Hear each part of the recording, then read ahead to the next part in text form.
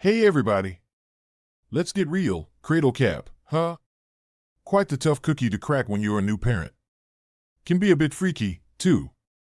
But guess what? Today, we're going to make that tiny, scaly monster a thing of the past. Yup, we're talking about how to get rid of cradle cap.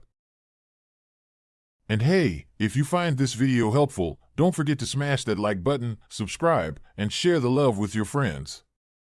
Got any questions or tips you'd like to share? Pop them down in the comments. Cradle cap, also known as seborrheic dermatitis, is a common condition in infants, and it typically shows up within the first few weeks of life. You'll know it when you see it. Yellow or white scales on your little one's scalp that may look a bit like dandruff.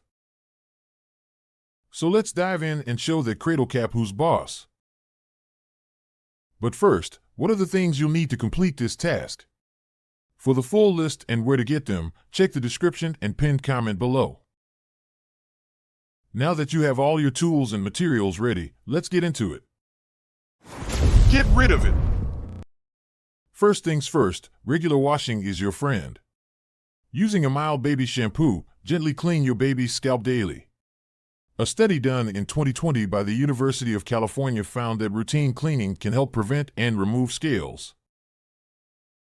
Now, you've got your baby's scalp nice and clean. Time to break out that soft bristle brush. Make circular motions on the scalp, being super gentle. This helps to loosen and remove those annoying scales. Imagine you're an archaeologist brushing away the dust from a delicate artifact. That's the kind of gentleness we're talking about. Next, we've got our secret weapon. Natural oils.